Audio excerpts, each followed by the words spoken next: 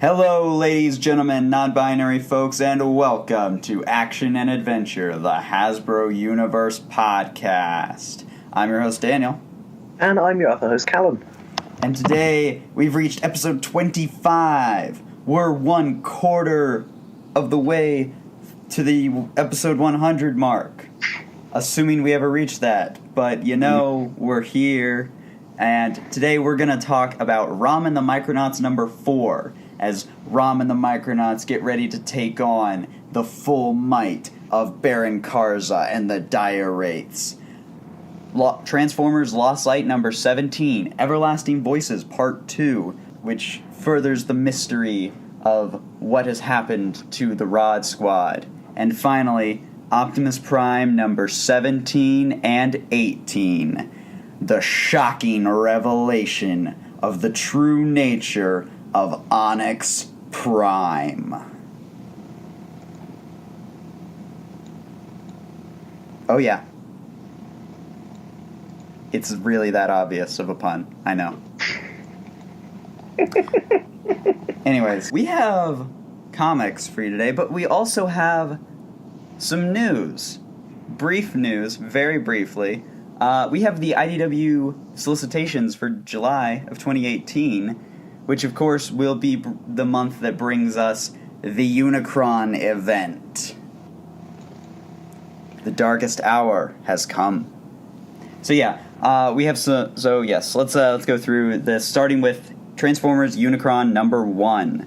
The darkest hour has come. Optimus Prime stages a desperate gamble as the World Eater Unicron approaches Windblade's homeworld, but that's just the appetizer. The main course is Cybertron, with a side of Earth, and it's starting to look like no force in the galaxy can stop the end from coming. Oh man, I'm actually really excited about this event. It really does feel like they're kind of bringing everything together for a true ending, and the covers are really exciting for me. The main cover by Milne, just. Oh, it's got it's got everything on it. Yeah, it's kind of got that what is it? The Drew Struzan kind of style. You know the kind I'm talking about. You familiar with the work of Drew Struzan? He did the maybe by name. He did he does the posters. He did a lot of movie posters back in the day, Star Wars. Yeah. No, it's kind of got that whole composition to it, which of course is basically the style of any movie poster now. But this one definitely has the full we see Unicron, we see the Nemesis, all that. It's great, and I also really like the B cover by James Reyes, which not only which kind of focuses on a lot of the female characters for this one.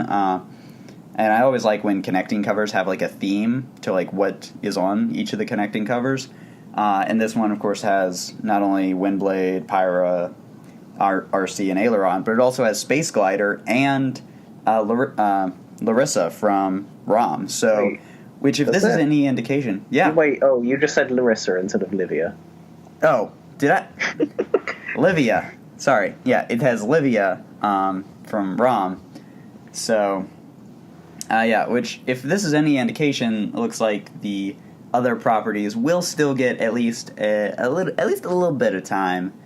It seems to suggest that, to shine. Which, I mean, while yes, Unicron should be a Transformers-centric thing, if this is the end of the entire universe, I feel like at least having the other characters present and doing something is at least a good compromise and a good way to bring the universe to an end.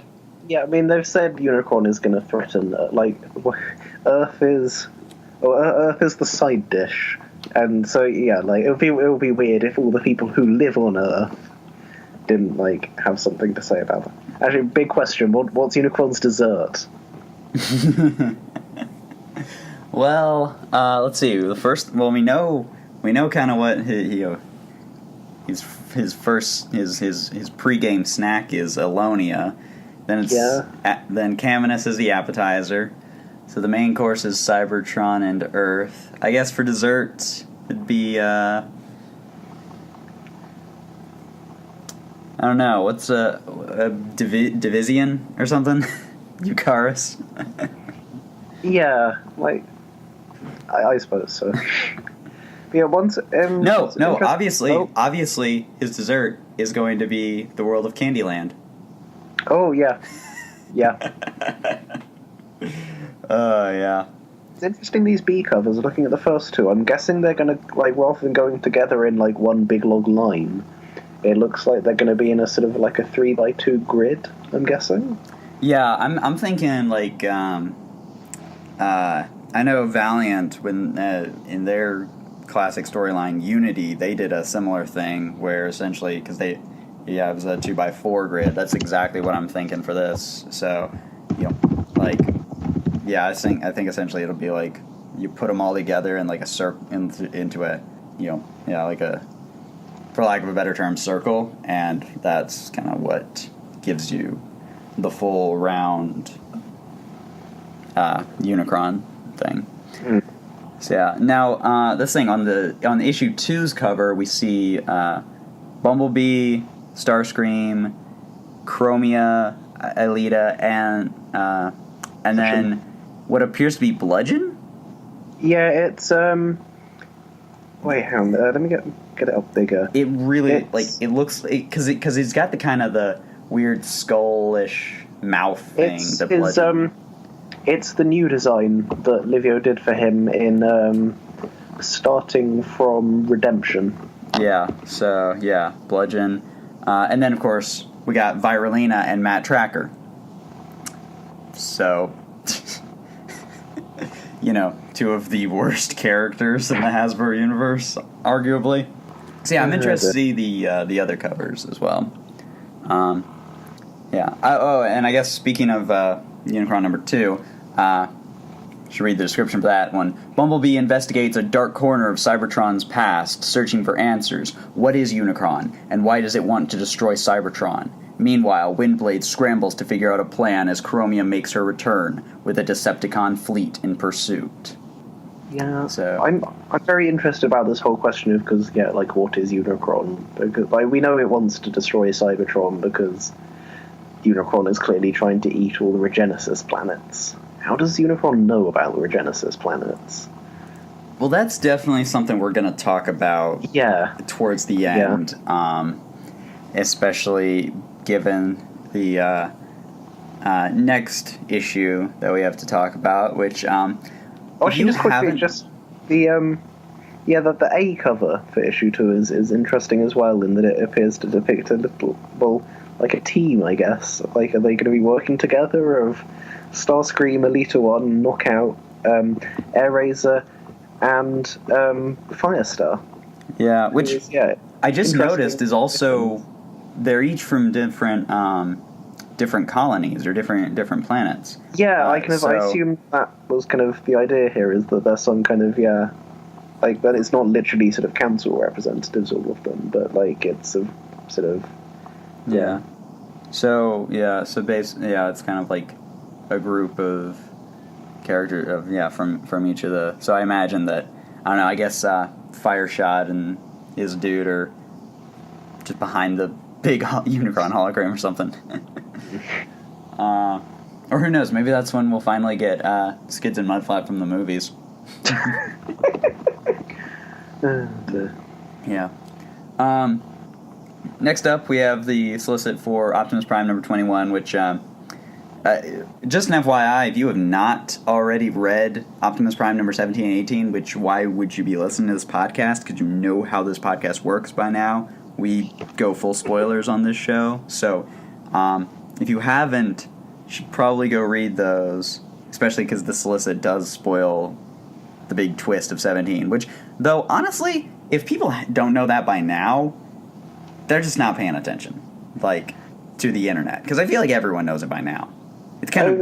In fairness, it hasn't come out in print everywhere as we're recording this. Oh, so, true. Okay, so yeah. Fair enough.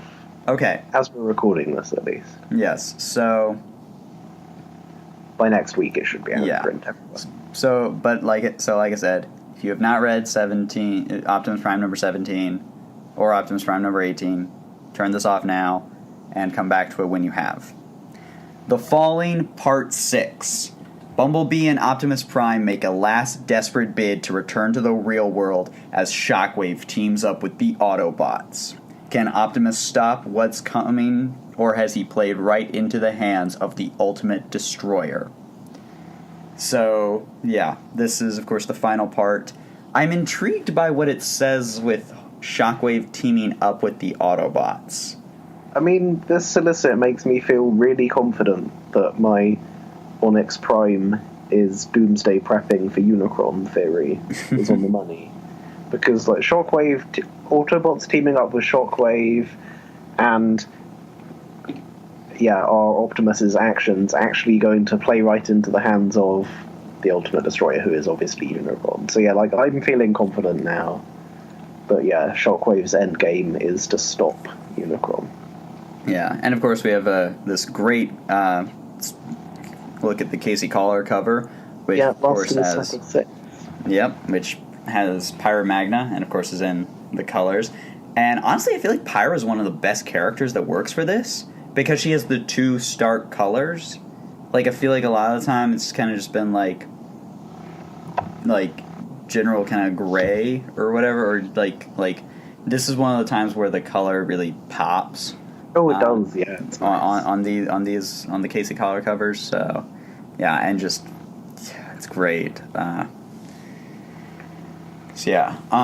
we have Optimus Prime number 22, which of course is the part of the final arc, which will basically bring Optimus Prime to an end alongside Unicron, especially since the books are going to be double shipping. End of the road. Trapped between Shockwave's attack and Unicron's onslaught, Optimus and the Autobots struggle to make sense of what's left of their world. Shockwave reveals ancient truths as an old friend tries to reconnect with Cybertron. Yeah, I'm really intrigued as to how this kind of 22 to 25 arc of Optimus is going to work, because, like, I'd assumed it was just going to be pretty much, like, what the side characters were up to, and sort of, like, Unicron would basically take over as kind of, like, John Barber's main book. But, like, here we've got, like, Optimus and Bumblebee on the cover and stuff, and it's suggested, like, so, like, is this going to be sort of set, I guess it will, I assume have to be, kind of set between the pages of Unicron somehow. But, you know, I don't know how it's going to work. I imagine that, especially given that Barber has said that the arc that follows the Falling is going to have some focus on the colonists, I imagine, if anything, Optimus Prime number 22 will kind of have the focus on Optimus and Bumblebee and the rest of the group, and that'll kind of be like a slight kind of like takes place before Unicron number 1, and kind of is kind of our transition issue between the Falling and the event. And then, like, the rest of the later issues could essentially be kind of like one-shots. They kind of fall, like, maybe one-shot about the colonists, a one-shot about Jazz, a one-shot about RC, a one-shot about the revolutionaries, fingers crossed. Kind of that kind of thing to really give... it's interesting. To kind of, you know, and basically we see what they're all doing and kind of wrap up their individual storylines, because we do have to wrap up the Jazz storyline. We do have to wrap up at least bring some kind of conclusion to the whole Euler thing. But also currently conspicuous is the sort of Prowl wrap-up. Yeah, because it increasingly feels like that may not come in the Falling. I would not be surprised if they're like a final issue thing, and then Prowl and his group are around for Unicron. Like, and this is something we'll get into, but especially with something that, like, the parallels that I noticed during the issue 14 stuff. I have theory about this, especially if Bludgeon is going to come back in for Unicron. I imagine that Prowl and his crew are they're gonna do something. So next up we have Transformers Lost Light number 21. Something is coming. It cannot be stalled. It cannot be avoided. It cannot be reasoned with. As the end of everything draws near, a simple instruction rings out across the universe. Prepare, confront, repel. Some people are ready to fight for their lives. Some people are ready for the fight of their lives. Rodimus and the increasingly shambolic crew of the Lost Light? Yeah, they're really not. Like at all. So that gives us nothing. But it's a traditionally vague. Yeah, I mean that's the thing. If a Lost Light solicit actually told you what was going to happen in it, that's when we'd have to be concerned for James's health at that point. James, you okay, buddy? You actually told us something that's going to happen and not just left it super vague. So yeah, I don't know. I mean, I still want to assume it's not the case, but I do increasingly wonder if it really is Unicron that the Grand Architect faction wants to prepare, confront, and repel. I don't know. Otherwise, I guess maybe it's the Knights of Cybertron / quite possibly the Quintessons that they want to prepare, confront, repel. I don't know. It's interesting. Yeah, I don't know. It's one of those things. I totally understand why people are thinking that it's Unicron. I can't see that happening just because of all the Unicron buildup we're getting in the other book, And Lost Light has always been the outsider, off doing its own thing. But yeah, I mean, but at the same time, it's fitting if Unicron is what brings it back, that the whole Lost Light crew back to the fold of the main plot of the book. So I don't know. I don't know. I won't if it is tying into the Unicron stuff, I wouldn't be shocked, but I kind of hope not, I don't know. Yeah, I mean, because Roberts has said, I think, that, the Lost Light finale is sort of what he always intended and stuff. And I mean, it could be possible that back in 2012, Barbara and Robert said to each other, right, when we finish, it's going to be Unicron, and that's the plan. And yeah, maybe that is the case. I don't know. It's hard to tell. Although, that does now remind me of something. Because Unicron has kind of been laid, I think they once said that they, planned, to, if possible, end it at issue, 12 or something. And it does suddenly occur to me that Unicron was teased pretty early on back in RID with Syndromica. Yeah, I mean, they said they had sort of emergency escape plans if they had to end it after a year. Yeah. Although presumably there wouldn't have been anything that grand a scale, I'd guess. Oh no, no. But so let's wrap it up. Yeah. Yeah. Next up, then 22 is it's even more vague. Yeah. All it says is the final battle begins. And when it's over, nothing will be the same. That is a phrase that I have heard way too many times to actually take seriously ever again, quite frankly. Everything that Lost Light and More Than Meets the Eye before it has thrown at you, from the biggest plot twist to the smallest incidental detail, has been leading to this. All your favorites, arm in arm, hand in hand, ready to go out in style. So, yes. On the plus side, the cover does actually tell you something, which is that Chrome Dome is possibly going to do something with Rung's ult mode. Yes, Rung apparently, yeah. So honestly, kind of looks like a buzzsaw or something. Oh, I guess it is kind of like the handles. I see what you mean. Also, I've just noticed that he's got pink Tron light. Oh no, I guess they have like red. It's just like red Tron lights. Is nothing unusual for those designs. Yeah. Mm. Yeah. And then of course we have Transformers Bumblebee movie prequel number 2. In swinging 1960s London, Bumblebee teams with a pair of bickering master spies to unravel a Decepticon conspiracy. But is one of Bee's friends a double agent? I can't believe you skipped the amazing pun at the start of the solicit description. The living headlights. Yes. Wow. Kind of trying to wrap this up since we got a bit of a late start. But that is true. Yes. Yeah. And then we have some trades for Transformers vs. Visionaries and Micronauts into the Microspace, which we have discussed before. So, anyone who wants to read Micronauts, we'll have there'll be a big old omnibus for you. Yeah. And Transformers vs. Visionaries, which that will be brought up. I can already tell you during the Optimus discussion, because I suppose it will. Yes. But yeah, that's really the only big news. There was some leaks of the Unicron Free Comic Book Day story on Bleeding Cool, but we don't discuss comics that aren't out yet. So, with the exception of being solicits.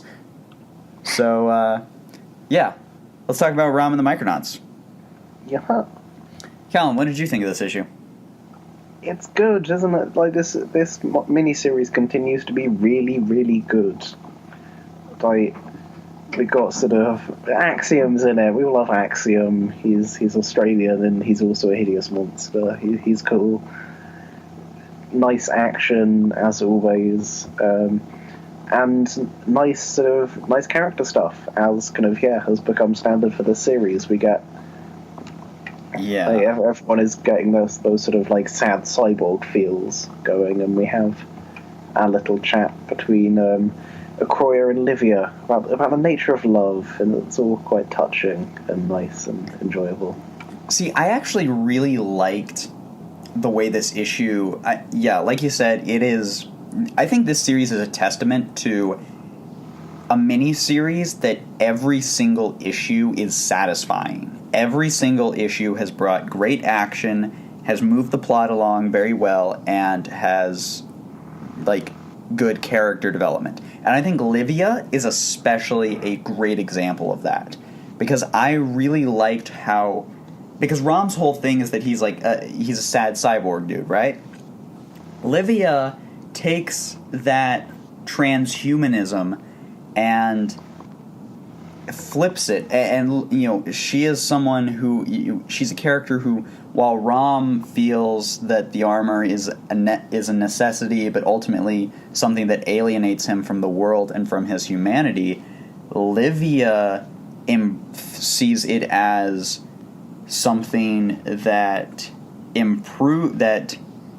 that makes her better and actually makes her more connected with who she is, and that's something I actually really like. It's not quite. We haven't. It's one of those things we've kind of in the main series always, for the most part, I think saw Livia through Rom's eyes, but this is really her getting to kind of stand on her own as a character, and with her talk with the Croyer, I absolutely loved it. Her character has with that whole speech, and the fact that she still does clearly hold feelings for Rom, but they've just grown apart as people in what they want, that she just doesn't think that they ever can. Rom wants to go back to the way they were. Livia wants to move forward, and that's the disconnect between them. And that's the thing. I think Olivia's character development is really the standout thing about this issue, personally. Oh yeah, absolutely. Yeah, I've said this each time we've talked about this series now, but yeah, it has been a really pleasant surprise the way this series has it hasn't just been a sort of big bombastic plot first finale story. It has been it's had a really strong focus on character and a really kind of like smart use of its cast. Yeah. And their sort of different sort of like viewpoints and sort of goals and wants and needs and so on. And yeah, kind of I'm kind of it's been a really pleasant surprise and kind of has turned out has made for a really enjoyable ROM finale. Like the Micronauts have elevated this ROM finale. I think I mean it's going to be a different story to what we'd have got if this was still like the ROM ongoing, but the Micronaut, like turning it into and the Micronauts hasn't dragged this finale down at all, and if anything else, it has allowed some like really cool character stuff with the existing ROM cast. Oh yeah, yeah, definitely. This, I mean, that's thing. It's right at home with the other issues. I actually really like how when Rom basically, did the reverse interchange thing that Karza did on him, that we like still had the whole like the page took on the same like formatting of of the first issues page where we see Axiom like and he's just like, not cool, dude. I freaking love Axiom. He is a great villain. I really wish he had gotten more of a chance to shine. It's kind of he is a fun he's a fun kind of character to put along. Like you have the dire wraiths that the sort of like kind of like deliberately weird magic people, and then that they have this like friend who's just like some guy in a suit. He's just like, oh man, you're one of those self-hating space knights, aren't you? It's like this thing, just hearing his accent, like that's again great strength of Christos Gage character voices. Every character has such distinct voices, and it's such a great thing for him as a writer. Trying to think if there's anything else. But actually, just thinking about the villains, like Baron Karza has also sort of, I feel, he's lent the dire wraiths a bit of charisma because, I guess like Dirge and the Absence were kind of established characters, but Baron Karza is unavoidably charismatic, and he's nice. Kind of, it's nice to have someone to do some like big, like overblown speeches. Yeah, well, and I love how like it's a classic villain trope of villains working together that like they love to just prick and prod each other. Like that scene where Karza's like questions how like how strong the Absence's devotion is, and it's like and all that, and he just is like grinning at the fury that he evokes. It's great.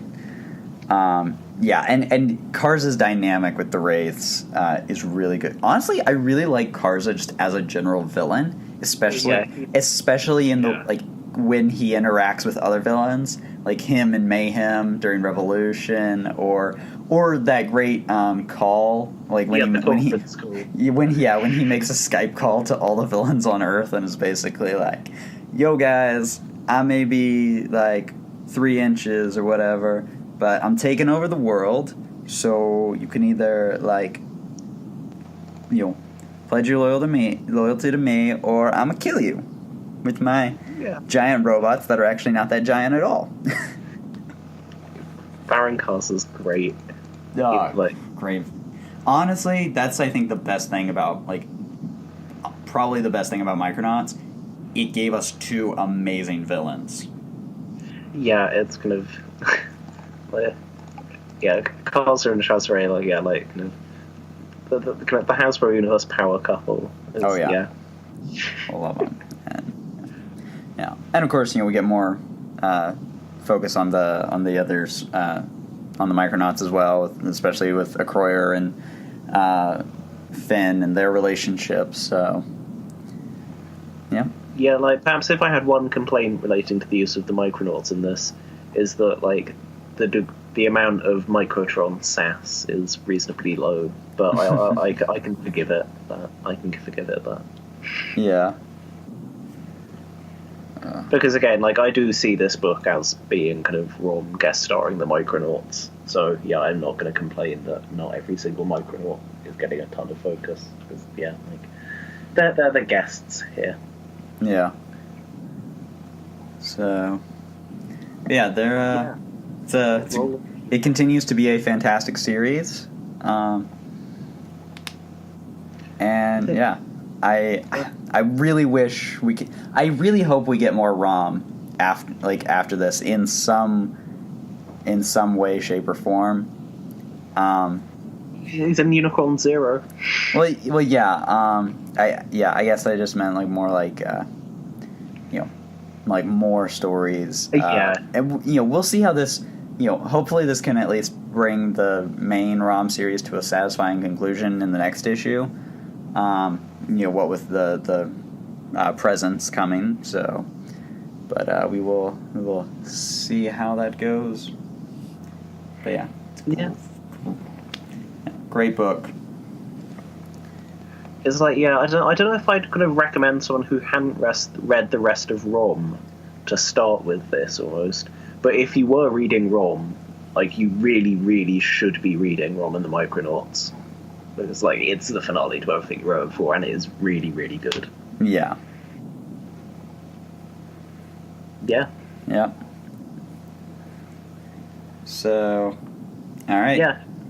Shall we move to the Transformers Lost Light number 17, which is it's part 2 of the Everlasting Voices, and it's better than part 1, I think. Oh yeah, definitely. It's definitely better than part 1. Yeah, no, like I liked this issue a lot more than part 1. I said this last time when we talked about it. I said it felt like the entirety of part 1 was basically just devoted to setting up the scenario that they're finding themselves in, and now actually like some things are happening in this issue, and they're interesting things for the most part. Yeah. I mean, honestly, I really did enjoy the characters appearing before the Guiding Hand and their interactions with the Guiding Hand. I actually really enjoyed those. Yeah, no, that kind of that whole sequence with the kind of the flashbacks. Well, the kind of the myths and legends. Like they aren't literal flashbacks. Well, I mean they're probably not literal flashbacks because. Yeah. Well, it's Drift recounting the stories. Yeah. So it's visualizing those stories. Let's face it, it'd be a pretty boring comic book if it was just a bunch of panels of Drift talking. Oh, true. Actually, no. Yeah, it is. It's Drift telling the story. So yeah, but either way, because the end of this issue makes clear what we had all thought, and this is clearly a Lotus Eater machine that they're in. Yep. But like beyond that being a foregone conclusion, like part of what I liked about this issue was they brought back up some stuff that I didn't think was going to get addressed or had found weird before or whatever. Like hear it, and like this doesn't excuse the Troja Major Skid story for me, but here is our reason for the weird, depressing ending of that Skids plotline in the Troja Major 2-parter. It's so that Nautica could be immune to the Lotus Eater machine when it summons up a Skids ghost. So yeah, like I still think that Skid story was stupid, but here is our reason for it. So like I shrug and say, fair enough. And then the Rungs alt mode thing comes up, which like people have been bringing up for like a while now on the internet. The whole thing that Dissolution kind of acted like it kind of answered the question of what was wrong for, but he didn't actually need to be in his alt mode to make photonic crystals, so we didn't really find out what his alt mode was for. Others, like, I don't know, maybe the people who collect the photonic crystals don't like to hear Rung talking, so he had to transform into a stick to do it. But no, yeah, that has come back up. So I was like, okay, yeah, cool. But we are doing something with that. Like, thumbs up, I guess. Yeah. Yeah. And of course, at the end, turns out, hey, no, that was not their conclusion. So, with the scavengers. Yeah. Oh, yes. So, yeah. So that'll be interesting to see how that plays out. I'll be honest, I wasn't entirely expecting that. Like, oh no, yeah, it got me. It was actually like a, huh. Okay. But yeah, I've seen people like kind of saying they, oh my gosh, so shocking. But like, I kind of like, it got a laugh out of me. I read it as a sort of a comedy cliffhanger. Oh yeah, it is. Yeah, I mean that's. Yeah, I mean that's the thing. It wasn't like a, what a twist thing. It's like I was like, huh. Oh, I was like, huh. I had actually expected. I mean, that's the thing. I will be totally honest with you. I had actually expected the whole, they're trapped in the bottom of G9 thing to be, like, I expected that to kind of be the comedic. Oh, those scavengers! How will they get out of this one? But that's their last story. Yeah. So, but that's the thing. The fact that they're actually being brought back, I was like, huh. Well, we'll see how this goes. Yeah, and I'm intrigued as to the mechanics of all this because there was an exterior shot of Garrus 9, right? When the scavengers teleported in there was an exterior shot out of the outside of Garrus 9. So it's not like they thought they were in Garrus 9, but actually they're in some kind of mindscape place. Yeah. So it's not as simple as that. So yeah, I'm interested to see quite how all this works. Like, yeah. Are they so? I mean, is the Lotus Eater machine on Garrus 9? And is maybe the whole thing where the Magnificence couldn't have been Maquitas couldn't have been built to hide the Magnificence because the timings don't work out like that. Maybe that's coming back up again, and like our end game is happening on Garrus 9. Maybe I don't know. But then if like they're in a Lotus Eater machine, how would Nautica be able to wander into a physical location? I don't know. Yeah. There's no way to predict, really. Yeah. So, I mean, that's the thing. This definitely kind of, it sets up, I think the biggest flaw of issue 1, or part 1 in retrospect, was kind of just the fact that it had to go through the whole setup of it had to go through all this, like, obvious setup, like, that we knew, like, kind of, like, it had to take this whole time setting up this thing that we kind of were, like, already were kind of figuring out. So the fact that this issue could kind of just then immediately go into, like, that was definitely a big help to that. Yeah. So. Yeah. Actually, I will say that the fact that Nightbeat ascended in this issue kind of makes me think that the people who've ascended aren't actually dying. Because I thought that was the case after last issue, because, like, 10's whole thing seemed like it was written to be a legitimate send-off for 10. Yeah. But Nightbeat's thing is kind of unceremonious here, so I'm guessing he's not actually dead. Yeah. I don't know, maybe he is. Like, I guess he gets a little, like, oh yeah, I'm happy now, I got to figure out a thing moment. Maybe Nightbeat is dead, I don't know, but... We'll see. I mean, I kind of hope not, because I like Nightbeat, so I'd rather that not be a send-off, but, if it is, we'll see. I mean, if Nightbeat's dead, who's going to explain the plot to us during the finale? True. But yeah, and there's like... Because, we've got the sort of the aliens all hooked up to a thing, and, like, again, some of it is kind of weird if they're in some kind of, like, mind space thing. Maybe kind of somehow the kind of weird temple building is not like a mind... I don't know. Maybe it's...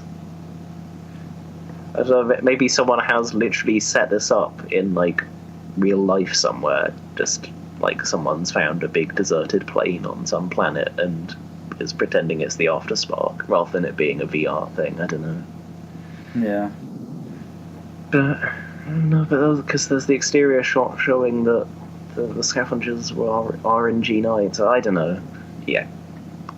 This is all just speculation, so yeah. Yeah. Yeah, so I'm interested to see what happens in the third part of this and how it will lead into the finale. Mm-hmm. And I guess it will be interesting seeing the scavengers interact with the main cast, but not that interesting. Yeah. Well, Like, I mean, it's the scavengers. It will be a curiosity. Shots fired. It's like, oh yes, I'm sure Misfire will get on well with all the other Smart Alec characters. Yeah. Just like sit kind of Misfire and Swerve and Anode off in a corner, and they can just annoy each other. Yeah. So yeah, I don't really have a ton of thoughts, a lot of other thoughts for this issue, honestly. Yeah. You know, it's definitely kind of improved. Oh, actually, one thing I do want to make the comment of, I actually really like Lawrence's art on this.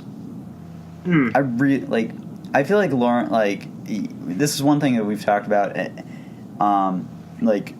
early episodes, but I don't know. I feel like this was a really good outing for Lawrence and La Fuente, especially with the honestly, to me, the most intriguing pages were the Drift recounting the story of the Guiding Hand. It looks really nice. He is his inks. He is definitely emulating the kind of Guido Greedy kind of flashback retro style with the kind of the way he is inking those two pages. That's exactly what I was thinking. So yeah, it actually looks really nice.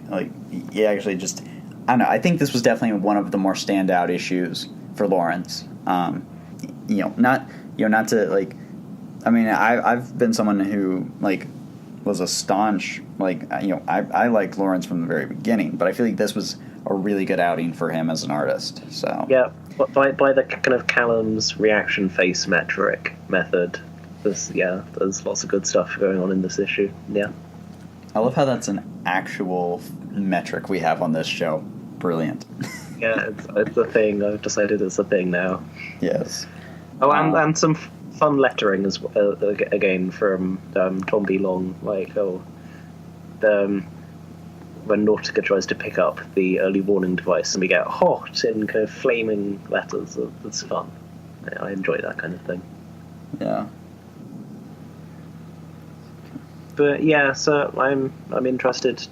I'm looking forward to next issue, which is kind of a good place to be in with Lost Light, I'd say. Yep. Yeah. So we will see how this trilogy ends. Now, anything one. else? Oh yeah. No. Yeah. That is me on Lost Light, I think. All right. Cool. Now, cue the music.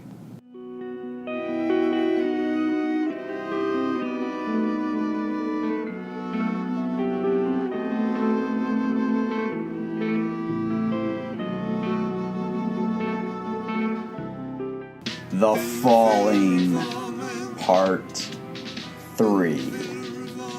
Let's talk about The Falling. Let's talk about Optimus Prime. Let's talk about the Fallen Angel.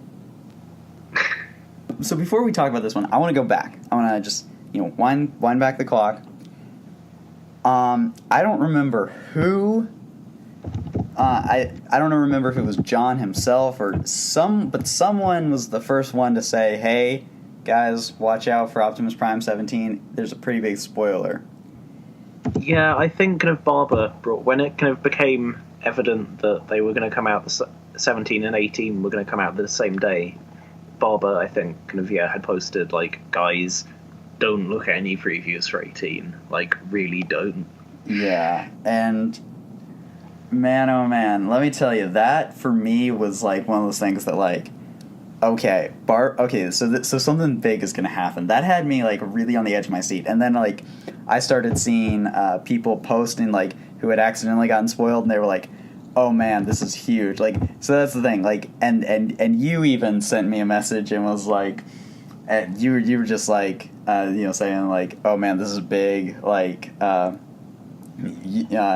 and all that. So that's the thing. When I finally got the chance to read it, I was like, okay, I was almost stealing myself for it to be something that's actually underwhelming. But that's the thing. I think you were the one that finally convinced me, okay, whatever it is, it's going to be big. Because if even Callum's saying it's going to be big, it's like, okay, this is going to be big. Let's see what it is. I can tell you, I didn't see it coming. So that's the thing. Surely no one saw it coming. But that's the thing. Like I said, like when it finally happened, I was like, I remember this because I was actually like it was like late at night when I was reading this.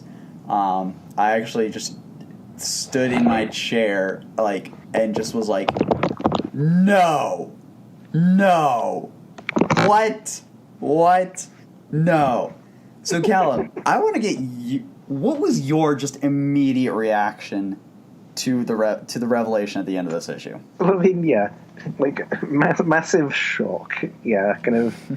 Even by the point that it become like super obvious. Okay, so because the entire issue is an exercise in sort of building up kind of the tension and the chaos. It is sort of the cauldron that is Iacon is sort of bubbling and boiling over, and it's like, okay, right, something's gonna happen, like, oh, and then you get that you get that kind of panel where Onyx Prime's left hand has been visibly destroyed.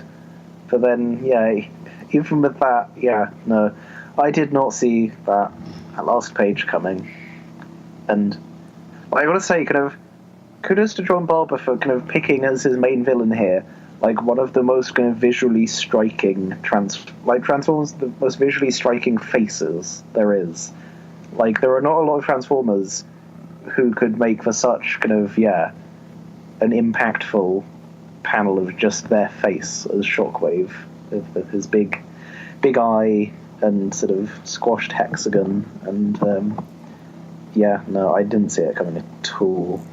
Yeah. I think it was like about 1 a.m. when I was reading it here in the UK, and I was just like, what? Yeah. What? And so yeah, like let's go ahead and spell it out for the people who. And you know what? This is the thing. If you did not heed our warnings at the beginning of the show, and you still have not read this issue or just not seen anybody talking about this, Onyx Prime was Shockwave, and has been Shockwave for 12 million years. Like, I mean, that's the thing, because like you and. I'm pretty sure you and I have talked about it on this show. If not, then we've just talked about it like off the recordings. But I feel like we've talked about it on the show. Shockwave is a character that we've said his story was over with Dark Cybertron. Like, it brought I've that's what I thought for the I was like, okay, yeah, kind of his story. Sorry, you go. I was saying, yeah, and kind of, yeah, no one would begrudge anyone for thinking that, yes, Dark Cybertron, yeah, that ended Shockwave's kind of storyline, didn't it? But no. And then John Barber says, nah. And, like, because that's the thing, because this puts a whole new, like, it's one of those things that, like, actually when you go back and, like, look, it's like, okay, that actually explains a lot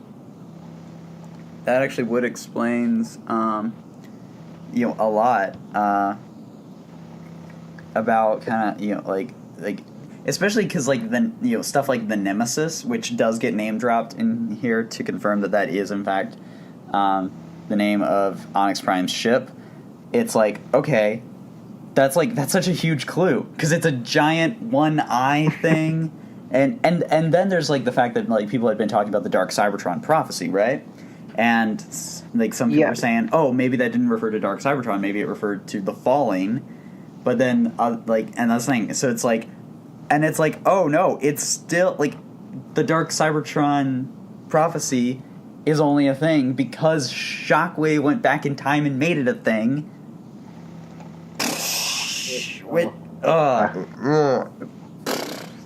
That's okay. That's all I. So yeah, I mean, like, there's just so many like layers to the to issues 17 and 18. I feel like I feel like we should like talk about some of the other stuff before we go back to the. That's a good idea. Yeah, because I think that's just going to end up kind of absorbing everything. So one thing I want to say, I really like that this issue was Aileron narrating. I feel like she was a good choice, especially with the whole with her whole thing being the kind of the shattered faith, I guess, in a way, with the primes and all that. I feel like it complemented well the end reveal, and especially compare that to someone like Scoop, who is now kind of has refound his faith, and like I love how the whole like just how everyone is like just like it's a mad kind of dash and everything is chaotic, and the way Zama's art really like goes to goes to lengths to show that, because we have Metro Titan showing up to save the Chosen One for whatever reason. We have the Constructicons breaking Starscream out of prison, and Starscream being like, do not want to be broken out of prison. What are you doing? And all that stuff. It's like, it's a whole. There were some really fantastic pages of art this issue. Like like the one that's kind of pretty much a full page splash beyond like a couple of inset ones of Metro Titan coming out the space bridge in front of Nemesis, and the big one of Devastator punching into the prison to grab Starscream, and like obviously the last page also is incredibly good, but just kind of I feel like like this book's aesthetic with kind of Zama's kind of like grungy sort of lots of inks kind of art, and then the really saturated colours. It's very fitting, I think, to the sort of intensity of this issue. Like this whole issue is sort of about dialing up the intensity, like higher and higher and higher, until that kind of wham moment on the final page. And the art serves it all really well, I think. Yeah, I mean, honestly, if Zama did not draw this storyline, I don't know who could have. Like, because I feel like she brings such the energy to it that I don't think anyone like it works so well for this story, and for and of course Bertram's colors. Fantastic compliment. Just the way, like, especially the way, like, I'm flipping through the pages right now, like, just the way he always has Onyx in shadow, even if every character around is like is in bright, is fully lit up. It's like Onyx is always in shadow up until, of course, that last page. Just it's a fantastic issue that just it keeps the energy and keeps the the chaotic pace just building right up, and like it keeps building the the artwork is so kinetic that it just keeps building. And I feel like a lot of that has to do especially like with the fact that like if you flip back through the pages, like up until that last page, like almost there's motion lines in every panel. Like, like every single panel has like as characters are moving, there's motion lines, and it just builds up and up until that final page where Optimus is on the ground, or those final two pages where Optimus is on the ground, you engage, and then of course the tearing Onyx Prime's face off, and then everything's still. It's beautiful. Like Zama is an artist I am honestly going to follow. I'm going to follow her and her career wherever it goes, because she is someone who gets visual story, like who gets the energy. I dare say it's Kirby-esque in its ability to capture energy in a single still. It's fantastic art. Yeah, it's like kind of the shockwave reveal panel. Like it's a panel of a guy that doesn't actually have a face, and he's pretty much just standing there. But it's so full of energy. Yeah, I mean, there's lightning coming off of Shockwave's eye. For God's sake. Kind of, the sizzle across the eye, and then sort of all the kind of part. Like it's a still image, but you can you can see the kind of motion as all the parts are kind of torn away. Yeah. Well, and the fact that like the tearing away of the mask almost looks like the remains almost look like blood dripping down. Oh yeah, it's kind of. At least it's the impression I got. It's beautiful stuff. Let's see. I'm trying to think if there's anything else I missed. I'm missing. There's a lot. There's even outside of the ending, there's a lot of plot developments that take place in this book. Like what Optimus has essentially been blackmailing Soundwave with gets revealed by Onyx. Dreadwind dies. Dreadwing. Yeah. Though the caption is wrong. I know. That's why I said that. I was about to say. But yeah, Dreadwing dies. Apparently, which I mean, hey, took him long enough.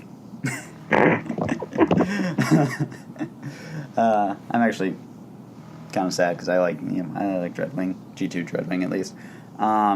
Marissa calls in the Dinobots, and they she just calls them in. So hopefully next issue we'll be getting the Dinobots and Centurion, because my boy has been absent. My boy, Mr. Mike Centurion Power, has been absent for a while. I want to see what he's doing. So yeah, anything else, Callum, that I forgot to mention? Important plot wise. So yeah, if we're sort of doing everything else,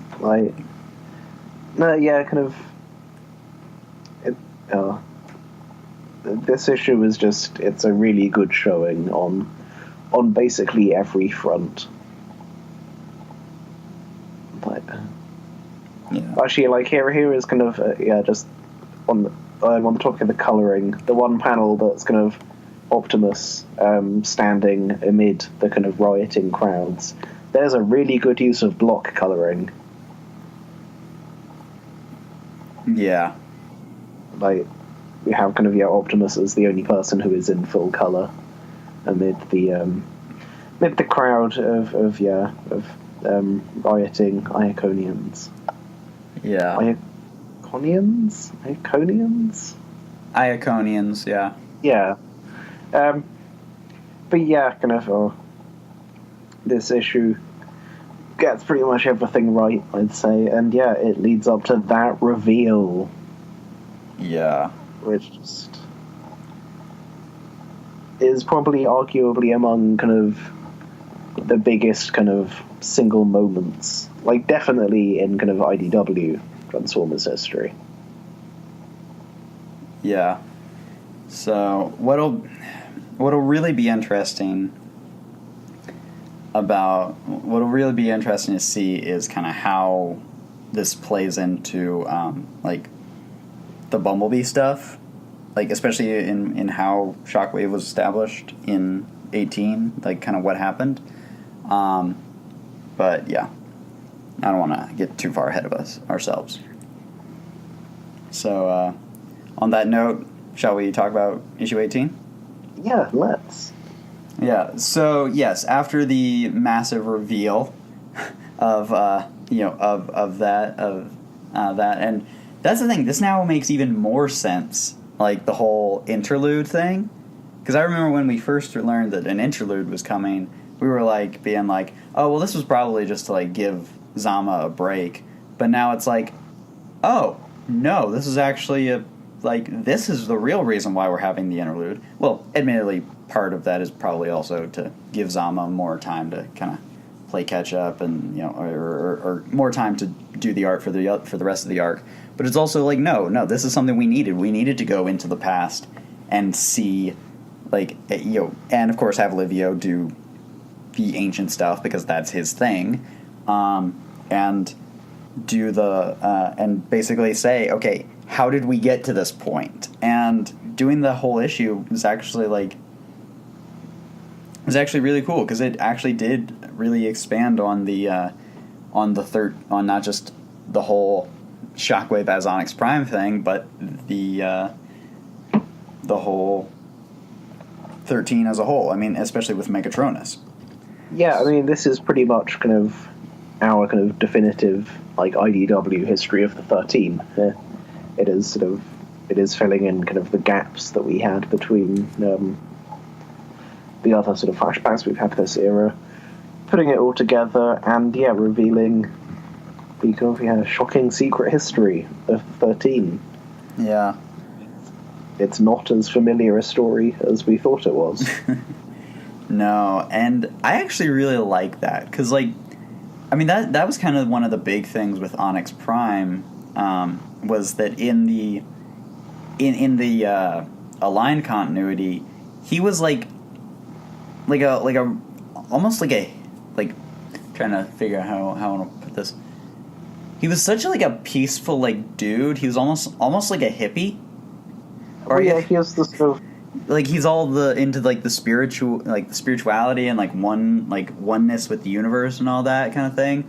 But he was ultimately, like, he was one of the, like, more decent dudes when it comes to the whole thing. And we get to see a brief glimpse of that good dude Onyx Prime in this issue, immediately before Shockwave blasts him in the friggin' face.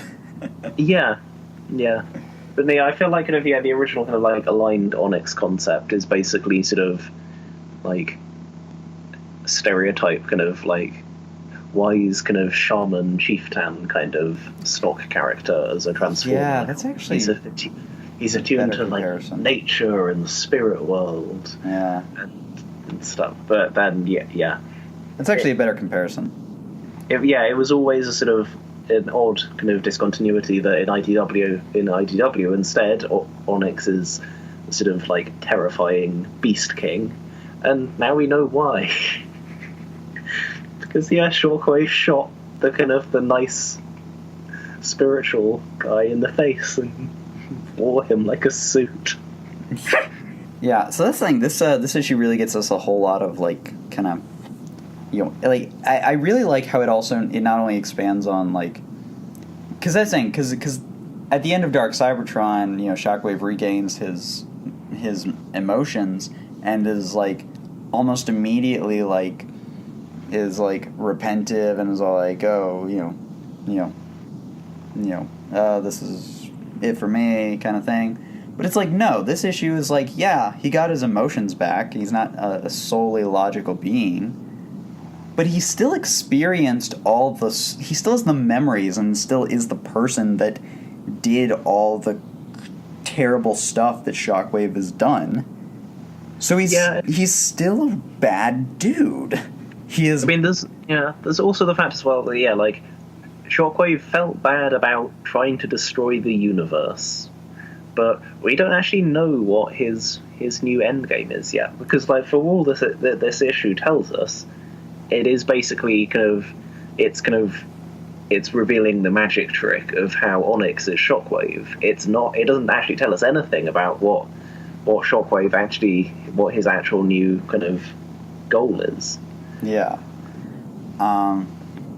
So yeah, and honestly, part of me does love the implication that, okay, yeah, Shockwave is sent millions of years back in time, and basically, like, and this was actually something I was thinking about earlier. It's like, I almost wonder if, like, the whole, the beasts being, the beasts being taken off to their own world, with Eucharis and Antilla,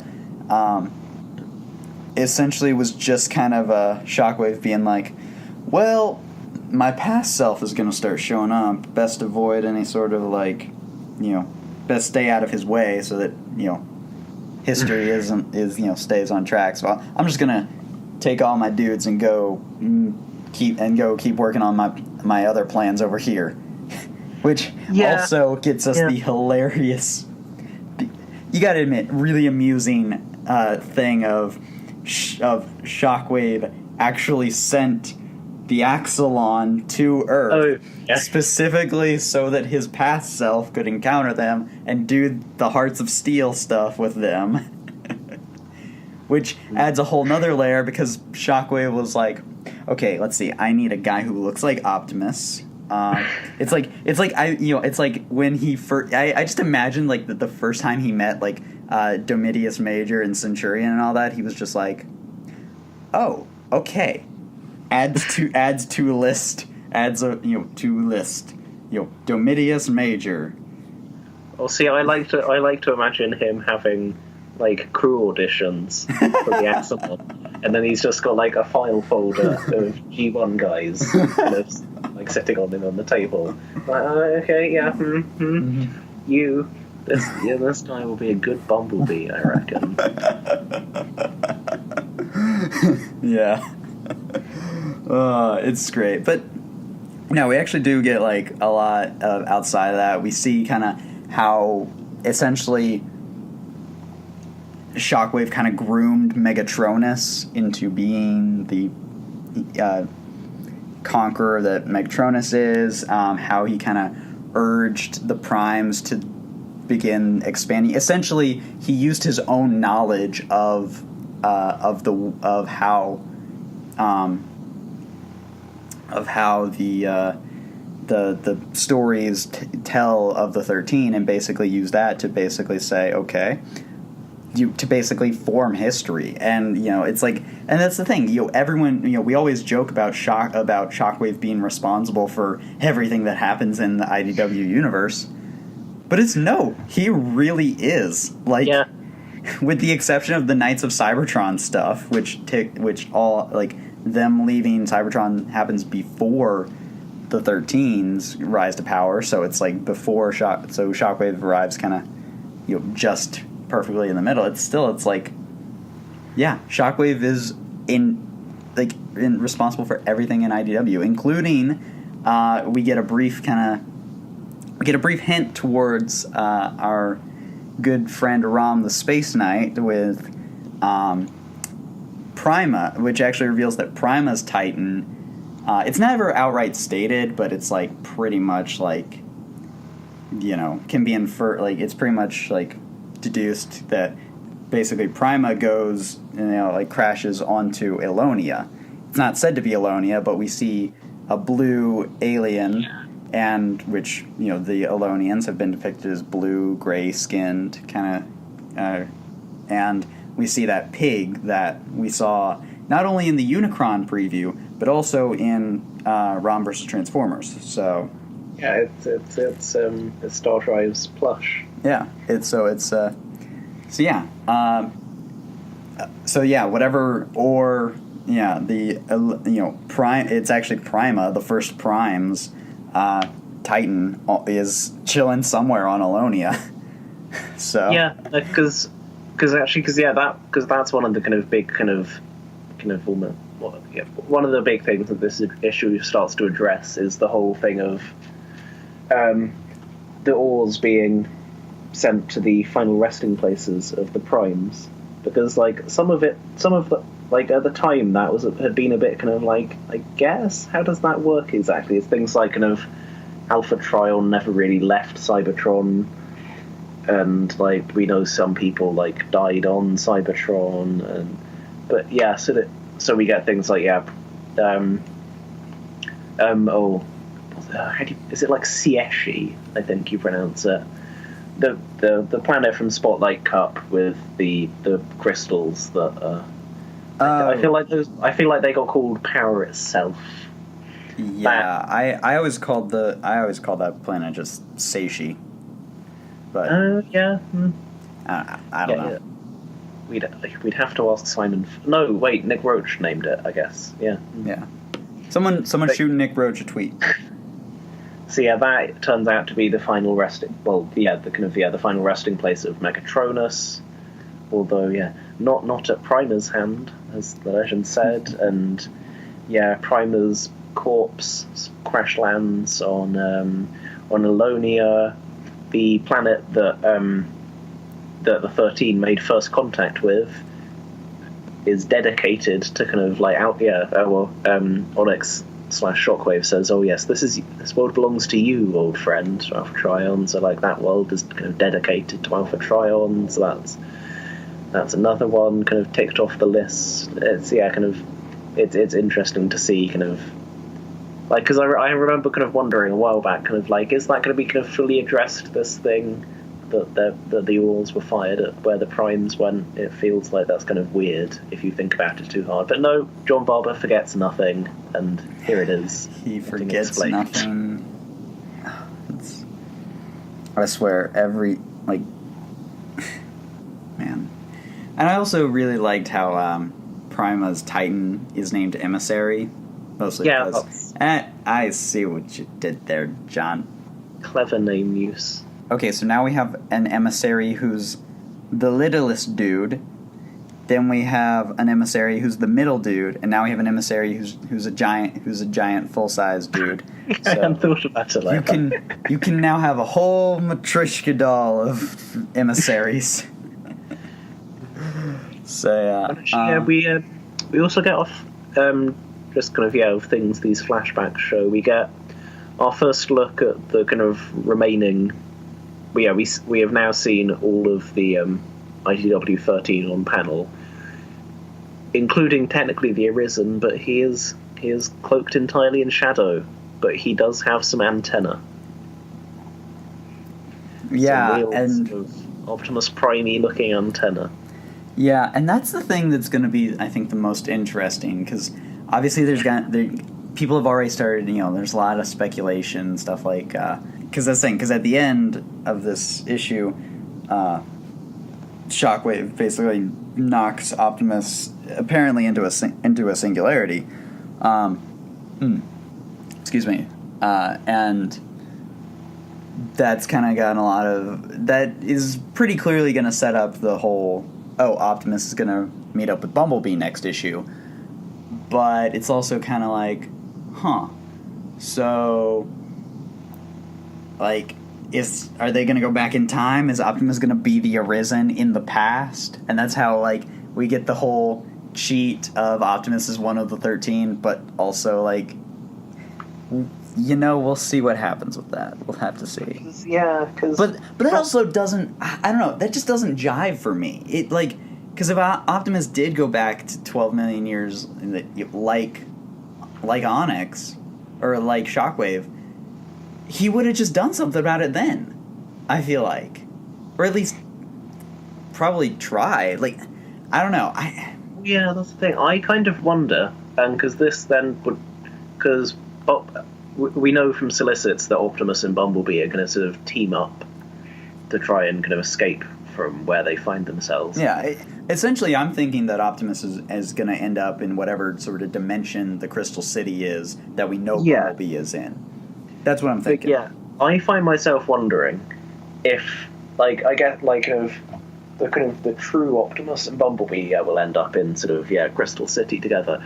But then maybe sort of entering the singularity or sort of something, or maybe kind of it's as they escape, who knows? But somehow they will end up kind of shattered into different aspects, kind of scattered throughout time and space.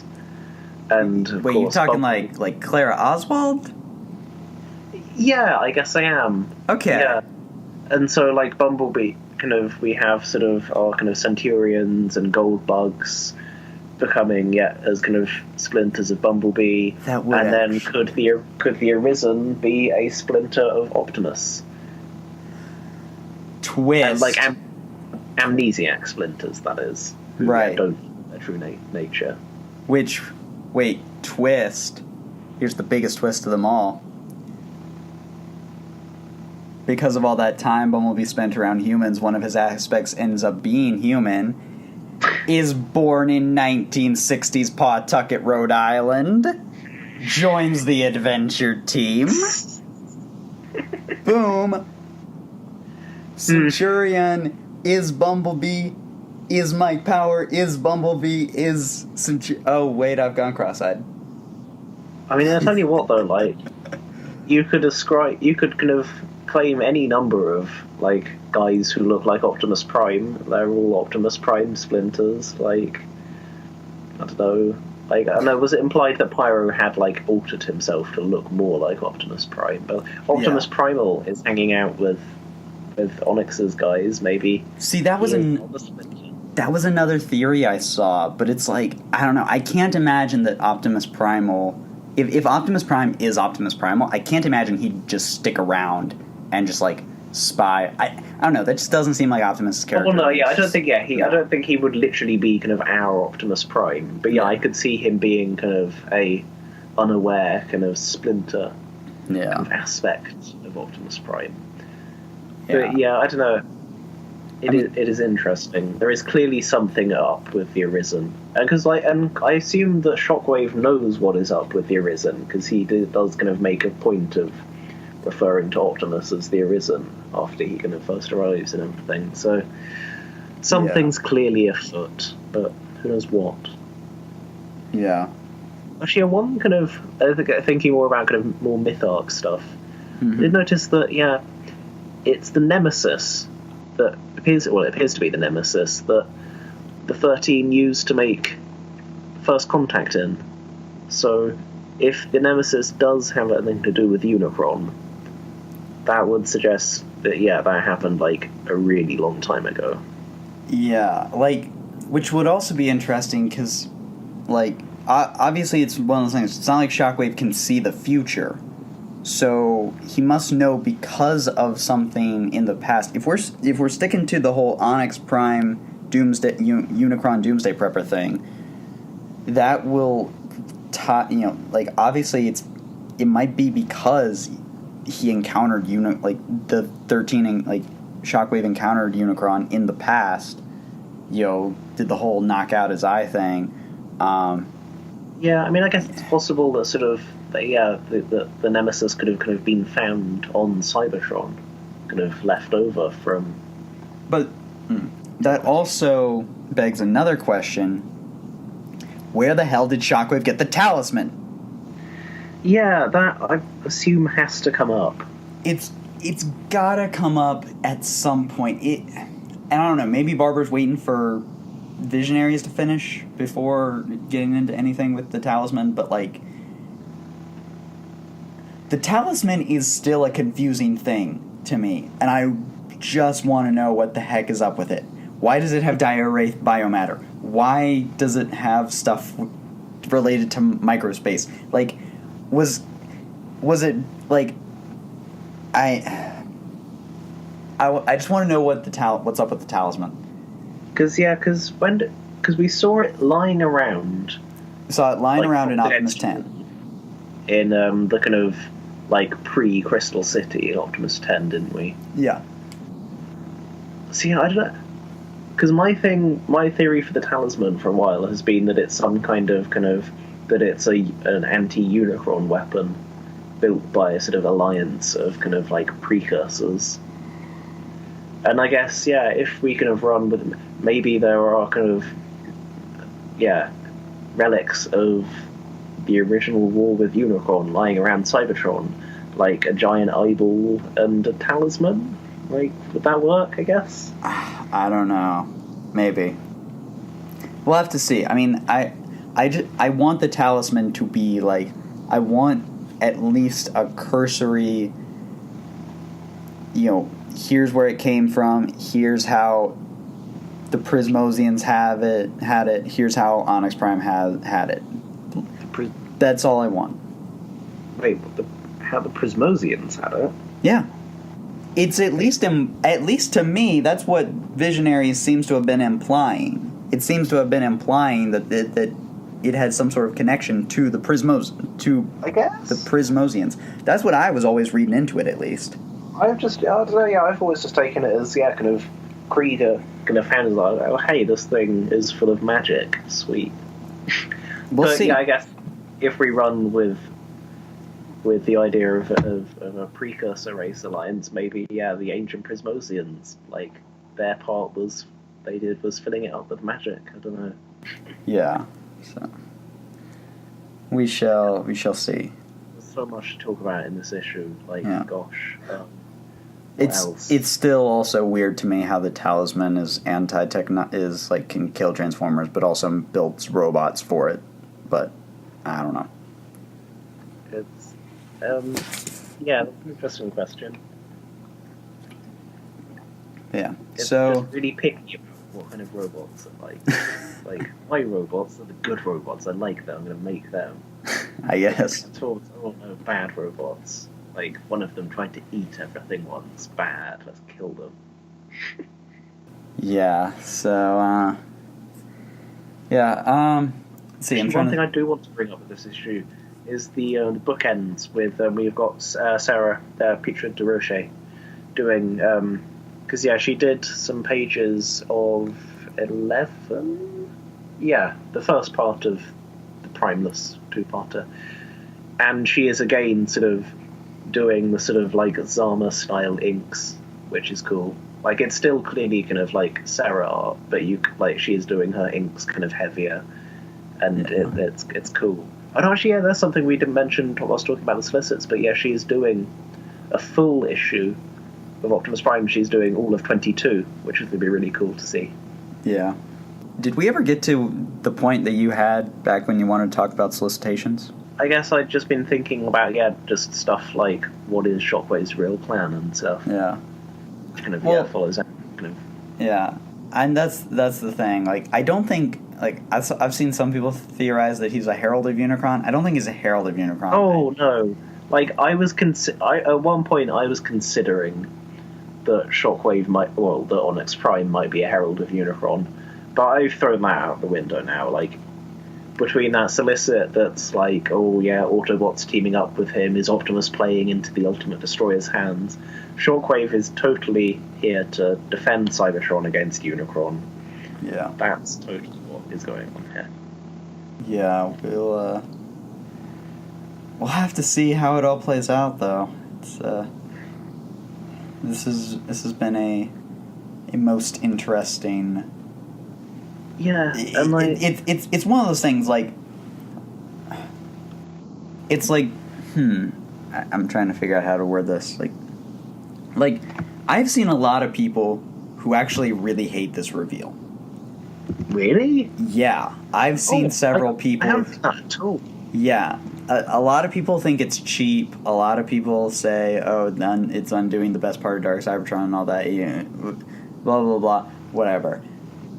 I personally disagree. I'm like, okay, fine, but you've got to admit, this was not. This is such like this was a like a this I think is the kind of twist that really seals Optimus and by extent John Barber as as like, you know, a lot of people I feel like have been sleeping on Optimus Prime and XRID and John Barber in general. This issue is like, this shows why I love it as much as I do. This is like, you know, this essentially takes like, this is the kind of twist that early More Than Meets the Eye would do. And it comes so far out of left field, and yet it makes sense. Like, the story makes sense, it works for it, and, you know, if anyone's gonna be the big final boss outside of Unicron for the IDW continuity as it comes to an end, it should be Shockwave. Oh, if anyone, Yeah, it's perfect. Like, Shockwave has been there for all the key events of the IDW universe, and this is another one of them. I friggin' love this. To me, this is part of what makes this book so great, and I cannot wait. I need the next issue now. I need to see how the story goes forward. Yeah, just because.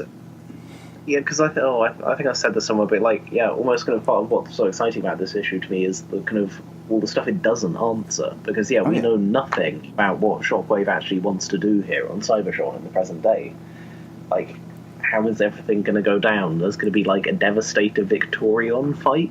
So I guess that's, like, Devastator for Starscream versus Victorian for kind of, like, well, for Pyromagnet, I guess. Yeah. Is basically kind of... I mean, I think it's one of those things, like, it's just going to be a natural, like, well, hey, we need to stop the Constructicons. Pyra, do your thing. Yeah, and like, because is Starscream going to sort of emerge as sort of also kind of a second villain here? Because a lot of the kind of Casey Collar covers for the next 3 issues have kind of Starscream standing there looking very sort of, like, commanding. I don't think he's... I don't expect him to be, like, a secondary villain. Like, I don't feel like that would jive with what has been established for Starscream. So, I will point out, though, that in the opening of this issue, in the bookends, Shockwave describes Starscream with the line, "Your adversary rises." And part of the I think it might have only been in the new version of the Dark Cybertron prophecy from All Hail Optimus, but part of the a line. Let me just pull it up. Come on, where is it? It's in this issue somewhere. Here we are. Yeah, thus shall the adversary arise. And that felt like a very striking similarity. Fair enough. Is Starscream set to become, the adversary in some way? Well, because I mean, even even Starscream himself said during the thing, he was like, hey, what are you doing? I do not want to be freed. I am not consenting to this. Yeah, so, it's interesting. I don't know. I don't expect him to be. I don't know. We'll see what happens. This has been such a good storyline, man. I love it. I have been loving this book. So yeah. Kind of. My mind is sort of awash with possibilities and theories, and because the whole fact that Shockwave has been kind of engineering events on Cybertron for 12 million years. I think it was Chris, I think, suggesting that did Shockwave ensure the elimination of women on Cybertron? Is that another ontological paradox set up by Shockwave? Shockwave knows that there are no cis women on Cybertron in the future, so he sorts that out somehow. Huh. That's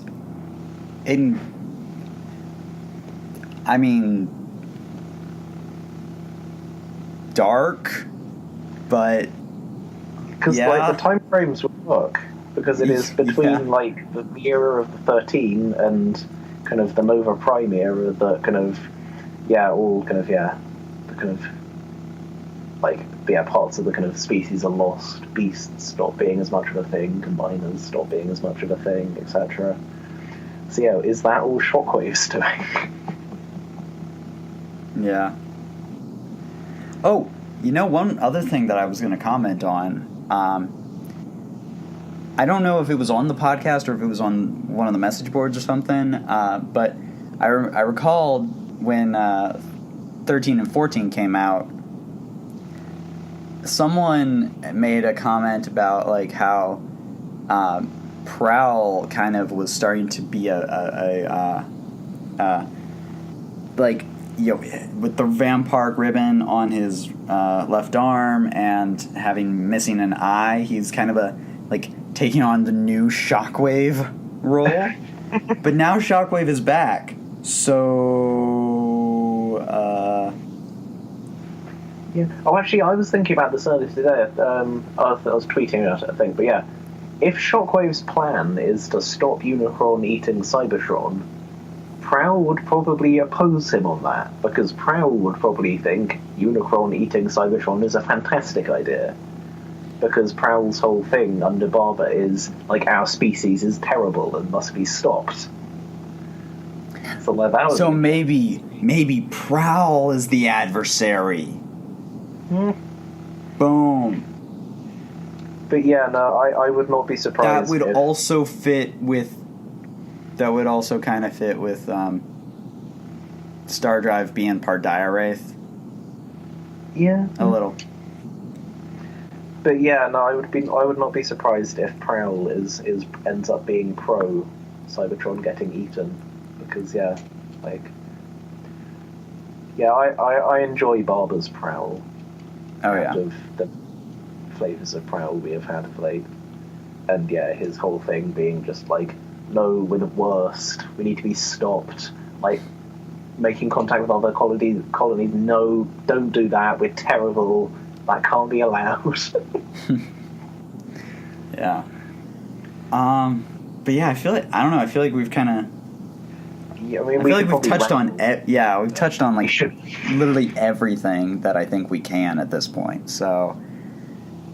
Yeah, I love this. I love this storyline. I love this comic. This has put me in such like I'm excited to see how this continues on and how this leads to Unicron. I'm actually excited for the ending of this universe now. You know, I'm actually excited for that storyline, just to see how it all comes together, and I cannot wait. So. Oh, good. Yeah, no, undoubtedly. Kind of, my hype for kind of Barber's finale has sort of increased to previously unimaginable levels following this reveal. So yeah.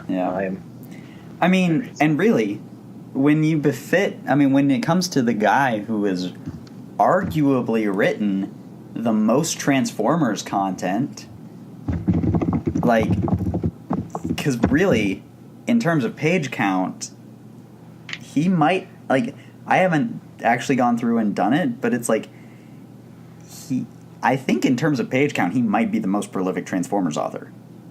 Well, it's going to be him versus Foreman. Yeah, and that's why I say page count is where it really is really where you really gotta, just because of the weird nature of the UK strips,